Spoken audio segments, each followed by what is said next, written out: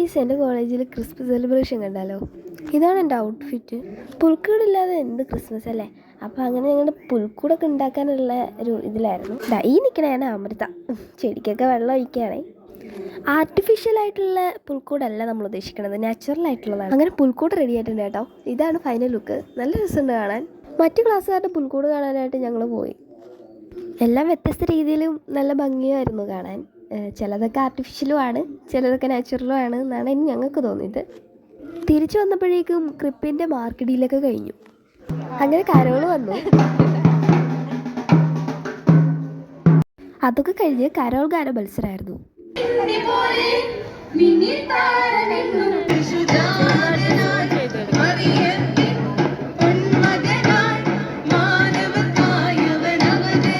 ഉച്ചയ്ക്ക് ഫുഡൊക്കെ കഴിച്ച് കഴിഞ്ഞിട്ട് പിന്നെ നമ്മുടെ കോളേജ് യൂണിയൻ്റെ പ്രോഗ്രാമായിരുന്നു.